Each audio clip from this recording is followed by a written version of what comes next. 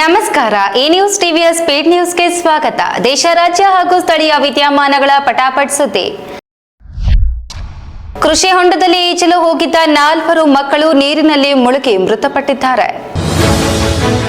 ಯಾದಗಿರಿಯಲ್ಲಿ ಕೃಷಿ ಹೊಂಡಕ್ಕೆ ಈಜಲು ಹೋಗಿದ್ದ 4 ಮಕ್ಕಳು ದಾರುಣ ಅಂತ್ಯ ಕಂಡಿರುವ ಘಟನೆ ಯಾದಗಿರಿ ಜಿಲ್ಲೆಯ ಸುರಪುರ ತಾಲೂಕಿನ ನಗನೂರು ಗ್ರಾಮದಲ್ಲಿ ನಡೆದಿದೆ. ಕೃಷಿ ಹೊಂಡದ ನೀರಿನಲ್ಲಿ ಮುಳುಗಿ 6 ವರ್ಷದ ಕಿರಣ್, 11 ವರ್ಷದ ಬಸಮ್ಮ, 6 ವರ್ಷದ ಶರತ್ ಹಾಗೂ 7 ವರ್ಷದ ಹನುಮೇಶ್ ಮೃತಪಟ್ಟಿದ್ದಾರೆ. ಶಾಲೆಗೆ ರಜೆ ಇದ್ದುದರಿಂದ 4 ಮಕ್ಕಳು ಒಟ್ಟಾಗಿ ಈಜಲು ಹೋಗಿದ್ರು ಎನ್ನಲಾಗಿದೆ.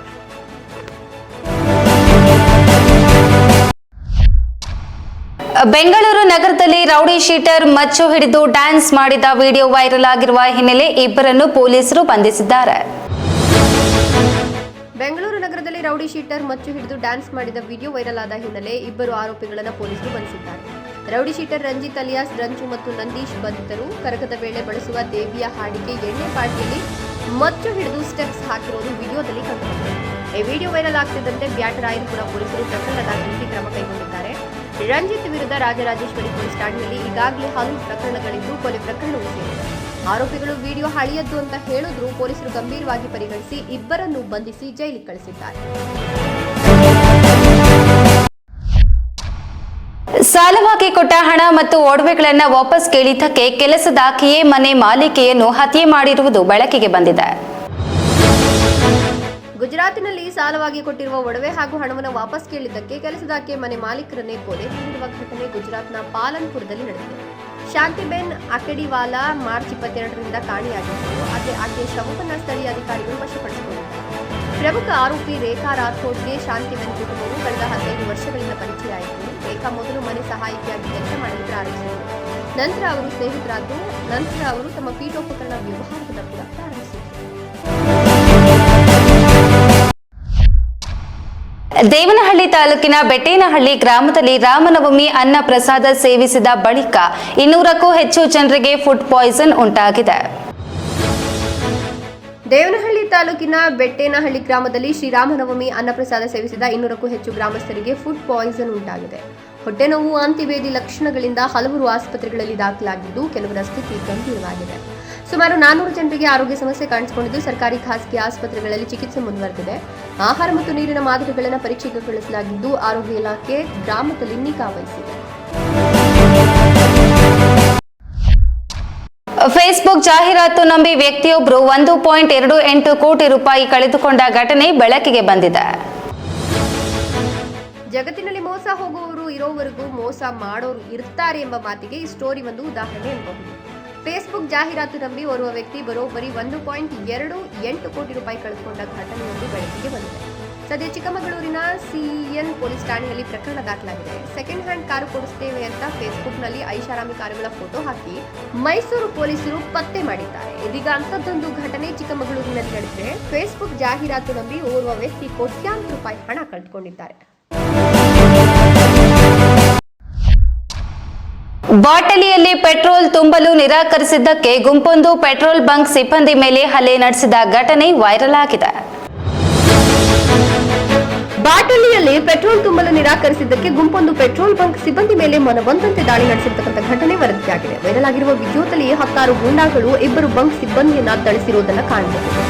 ಇದು ಕೋಪವಲ್ಲ, ದೌರ್ಜನ್ಯ ಅಂತ ನೆಟ್ಟಿಗರು ಕರೆದಿದ್ದಾರೆ. ಈ ಸಿಬ್ಬಂದಿ ಊಟಕ್ಕೆಂದು ಡಾಬಾಗೆ ಬಂದ ಸಮಯದಲ್ಲಿ ಅವರ ಮೇಲೆ ದಾಳಿ ನಡೆದಿದೆ. ಈ ಘಟನೆಗೆ ಕಾರಣರಾದವರಿಗೆ ಕಠಿಣ ಶಿಕ್ಷೆ ವಿಧಿಸಬೇಕು ಅಂತ ಜನರು ಮನವಿ ಮಾಡಿದ್ದಾರೆ. ಇಲ್ಲದಿದ್ರೆ ಅಂತವರು ಯಾರತ್ತೂ ಭಯವಿಲ್ಲದೆ ಗೂಂಡಾಗಿರಿ ಮುಂದುವರಿಸುತ್ತಾರೆ ಅಂತ ಹೇಳಿದ್ದಾರೆ. ಗೌರಿಬಿದನೂರಿನ ಕೋದಂಡರಾಮಸ್ವಾಮಿ ದೇವಾಲಯದಲ್ಲಿ ರಾಮನವಮಿ ಅಂಗವಾಗಿ ಬ್ರಹ್ಮರಥೋತ್ಸವ ಭಕ್ತಿ ಭಾವದಿಂದ ನೆರವೇರಿತು. ಗೌರಿಬಿದನೂರು ನಗರದ ಕೋಟೆ ಶ್ರೀ ಕೋದಂಡರಾಮಸ್ವಾಮಿ ದೇವಾಲಯದಲ್ಲಿ ರಾಮನವಮಿ ಅಂಗವಾಗಿ ಬ್ರಹ್ಮರಥೋತ್ಸವ ಭಕ್ತಿ ಭಾವದಿಂದ ನೆರವೇರಿತು. ಶ್ರೀರಾಮ, ಸೀತಾ, ಲಕ್ಷ್ಮಣ ಮತ್ತು ಆಂಜನೇಯರ ವಿಗ್ರಹಗಳಿಗೆ ವಿಶೇಷ ಪೂಜೆ, ಅಭಿಷೇಕ ಹಾಗೂ ಮಹಾ ಮಂಗಳಾರತಿ ನಡೆಯಿತು. ರಥೋತ್ಸವಕ್ಕೆ ಭಕ್ತರ ಸಮ್ಮುಖದಲ್ಲಿ ಚಾಲನೆ ನೀಡಲಾಗಿದ್ದು, ದೊಡ್ಡ ಸಂಖ್ಯೆಯಲ್ಲಿ ಭಕ್ತರು ಭಾಗವಹಿಸಿ ದೇವರ ದರ್ಶನ ಪಡೆದರು. ಭಕ್ತರಿಗೆ ಪ್ರಸಾದ, ಪಾನಕ ಹಾಗೂ ಅನ್ನದಾನದ ವ್ಯವಸ್ಥೆ ಮಾಡಲಾಗಿದ್ದು, ನಗರದಲ್ಲಿ ಹಬ್ಬದ ಸಂಭ್ರಮ ಕಳೆಗಟ್ಟಿತು. ತೆಲಂಗಾಣ ತೆಲಂಗಾಣದ ರಾಮ ದೇವಾಲಯದಲ್ಲಿ ಕೋತಿಯೊಂದು ಮಂಗಳಾರತಿ ಸ್ವೀಕರಿಸಿ ಪ್ರಸಾದ ಪಡೆದ ಅಪರೂಪದ ದೃಶ್ಯ ವೈರಲ್ ಆಗಿದೆ. ತೆಲಂಗಾಣದ ಕೋಮಾರಂಬಿಂ ಆಸಿಫಾಬಾದ್ ಜಿಲ್ಲೆಯ ರಾಮ ದೇವಾಲಯದಲ್ಲಿ ನಡೆದ ಅಪರೂಪದ ದೃಶ್ಯವೊಂದು ವೈರಲ್ ಆಗಿದೆ. ದೇವಾಲಯದ ಅರ್ಚಕರು ಹನುಮಂತನ ವಿಗ್ರಹಕ್ಕೆ ಮಹಾಮಂಗಳಾರತಿ ಬೆಳಗುತ್ತಿದ್ದ ಕ್ಷಣದಲ್ಲಿ ಎಲ್ಲಿಂದಲೂ ಬಂದ ಕೋತಿಯೊಂದು ಶಾಂತವಾಗಿ ನಿಂತು ಪೂಜೆಯನ್ನ ಕಣ್ತುಂಬಿಸಿಕೊಂಡಿದೆ. ಮಂಗಳಾರತಿ ಪೂರ್ಣಗೊಂಡ ನಂತರ ಸಾಕ್ಷಾತ್ ಹನುಮಂತನ ಪ್ರತಿರೂಪದಂತಿದ್ದ ಆ ಕೋತಿ ನೇರವಾಗಿ ವಿಗ್ರಹದ ಬಳಿಗೆ ತೆರಳಿ ಭಕ್ತಿಪೂರ್ವಕವಾಗಿ ಪ್ರಾರ್ಥನೆ ಸಲ್ಲಿಸಿದೆ. ಅಷ್ಟೇ ಅಲ್ಲದೆ ಅರ್ಚಕರು ನೀಡಿದ ತೀರ್ಥ ಮತ್ತು ಪ್ರಸಾದವನ್ನು ಸ್ವೀಕರಿಸಿ ನೆರೆದಿದ್ದ ಭಕ್ತರನ್ನ ಆಶ್ಚರ್ಯಚಕಿತಗೊಳಿಸಿದೆ. ಚಿಕ್ಕಮಗಳೂರು ಸೇರಿದಂತೆ ಮಲೆನಾಡು ಭಾಗದಲ್ಲಿ ಬಿರುಗಾಳಿ ಸಹಿತ ಧಾರಾಕಾರ ಮಳೆ ಸುರಿಯುತ್ತಿದೆ. ಚಿಕ್ಕಮಗಳೂರಿನಲ್ಲಿ ಮಲೆನಾಡು ಭಾಗದಲ್ಲಿ ಬಿರುಗಾಳಿ ಸಹಿತ ಧಾರಾಕಾರ ಮಳೆಯ ಆರ್ಭಟ ಮುಂದುವರೆದಿದೆ. ಮೂಡಿಗೆರೆ, ಶೃಂಗೇರಿ, ಕೊಪ್ಪ, ಎನ್ಆರ್ಪುರ ಸೇರಿದಂತೆ ಹಲವು ಪ್ರದೇಶಗಳಲ್ಲಿ ನಿನ್ನೆ ಮಧ್ಯಾಹ್ನದಿಂದಲೇ ಗಾಳಿ ಮಳೆಯ ತೀವ್ರತೆ ಹೆಚ್ಚಾಗಿತ್ತು. ಚಿಕ್ಕಮಗಳೂರು ನಗರದಲ್ಲೂ ಜಿಟಿ ಮಳೆ ಸುರಿತಾ ಇದ್ದು ಜನಜೀವನ ಅಸ್ತವ್ಯಸ್ತವಾಗಿದೆ. ವಿಶೇಷವಾಗಿ ಮೂಡಿಗೆರೆ ಬಸ್ ನಿಲ್ದಾಣದಲ್ಲಿ ಪ್ರಯಾಣಿಕರು ಮಳೆಯಿಂದ ಪರದಾಡಿದ ದೃಶ್ಯಗಳು ಕಂಡುಬಂದಿವೆ.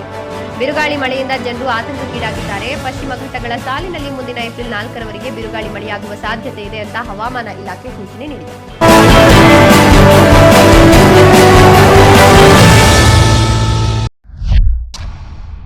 ದೇವನಹಳ್ಳಿ ಬಳಿ ಟ್ರಕ್ಗೆ ಕಾರು ಡಿಕ್ಕಿ ಹೊಡೆದು ಬೆಂಕಿ ಹೊತ್ತಿಕೊಂಡ ಘಟನೆ ನಡೆದಿದೆ.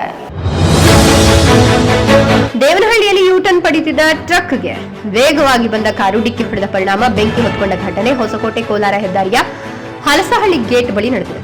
ಡಿಕ್ಕಿಯ ರಭಸಕ್ಕೆ ಕಾರಿನ ಮುಂಭಾಗ ನಜ್ಜುಗುಜ್ಜಾಗಿ ಬೆಂಕಿ ಕಾಣಿಸಿಕೊಂಡಿದೆ. ಪರಿಣಾಮ ಸಂಪೂರ್ಣ ಕಾರ್ ಹಾಗೂ ಟ್ರಕ್ನ ಸ್ವಲ್ಪ ಭಾಗ ಸುಟ್ಟು ಕರಕಲಾಗಿದೆ.